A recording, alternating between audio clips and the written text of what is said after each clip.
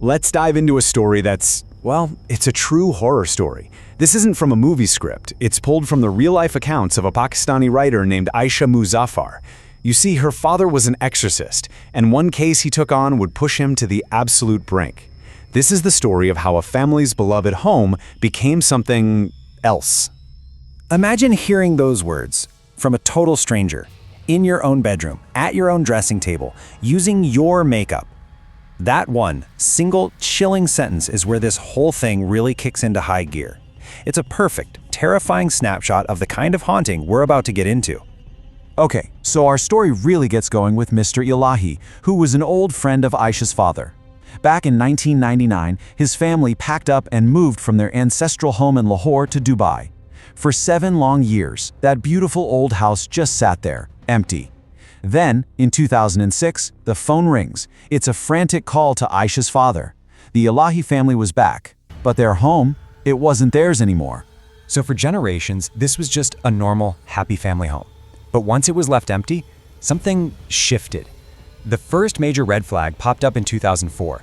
The guy who cleaned the house, who'd been doing it for years, suddenly bolts, just flees in pure terror and refuses to ever go back. It was the very first sign that something unseen had decided to move in.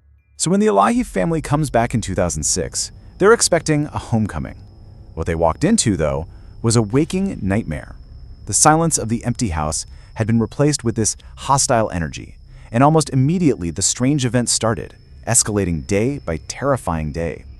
And we're not just talking about little bumps in the night. Oh no, this was an all-out assault. We're talking food literally disappearing from their plates right as they were about to eat it. Carpets suddenly bursting into flames out of nowhere. Their driver waking up covered in scratches, like he'd been attacked in his sleep.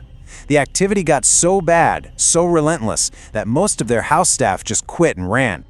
But things were about to get a lot more personal. One afternoon, Mrs. Elahi walks into her own bedroom, and there, standing at her dressing table, is a strange woman just calmly putting on her lipstick, like she belongs there. Can you even begin to imagine that? Mrs. Elahi, completely terrified, asks her who she is, and the woman just turns and says this: "It's not just a scary ghost sighting, it's an invasion. It's personal, it's mocking, it's designed to terrorize." And after saying it, the woman was just gone. Never seen again. And it wasn't just this one woman. One day, Mr. Elahi is just resting in his room when a little boy just appears. The boy offers to polish his shoes, then lets out a little laugh, grabs the shoes, and vanishes into thin air. For a whole week, those shoes were just gone. They finally turned up, of all places, in the basement. This is when they finally call for help. Aisha's father, the exorcist, arrives. And the second he walks through the door, he knows this is something serious. He said he was hit by this powerful, oppressive energy. He could actually hear voices, a woman crying somewhere, a child laughing, and the psychic pressure was so intense he got a blinding headache almost instantly. So, he sits down with the family in their drawing room, trying to get a handle on what they're up against. He closes his eyes and just reaches out with his senses. And what he felt was absolutely staggering.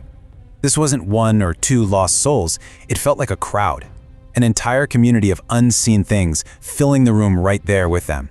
In that one room alone, he figured there were 30 to 40 of them. And he knew they weren't ghosts, they were jinns, which in South Asian folklore are these intelligent beings made of smokeless fire. He realized pretty quickly he wasn't just dealing with a haunting, he was up against an entire clan that had claimed this house as their own. Knowing he couldn't fight that many with pure force, Aisha's father tried a different tactic. He decided to talk to them. He was going to try and communicate directly with the leaders of this jinn clan to figure out who they were and what they wanted. And unbelievably, they talked back. Through this communication, he learned their story. They were a whole family clan from Gujarat, India. They'd been migrating for generations, found this empty house, and just moved in. They considered it their home now. And here's the key. They had grown really fond of the Elahi's 2-year-old grandson Zain because he reminded them of one of their own jinn children who had died young. So now he understood their motive, but still, the family couldn't live like this. So he gave them a pretty blunt ultimatum. Leave this house or I will use my power to burn every last one of you out of it. The response was immediate, and it was violent. The second he made that threat, the entire clan hit him back with a full-force psychic attack. His nose just erupted in a massive bleed. All the strength left his body. He literally collapsed right there, totally drained. He had completely underestimated just how powerful they were together, and he had to retreat. But he didn't give up. I mean, that first attempt was a total disaster, and it took a huge physical toll on him. But Aisha's father was determined. He knew he couldn't kick them out now, but he had to find some way for the Elahi family to live there without being tormented. That determination cost him dearly. For the next month, he was racked with these awful fevers. He went back to that house 6 more times, 7 visits in total. And each time was a brutal, spiritual fight that left him physically wrecked, saying his body felt like it was on fire. By that 7th visit, he had to face the facts. This clan was too old, too big, and too strong. They were not leaving. So, a new plan was needed. Negotiation. A truce was hammered out. The jinns promised to stop all the scary, violent stuff. No more fires, no more apparitions, no more attacks. But in return, the Elahi family had to accept a new, permanent reality. They were going to have roommates forever. And that's exactly how it is to this day. The Elahi family never really got their home back, not completely.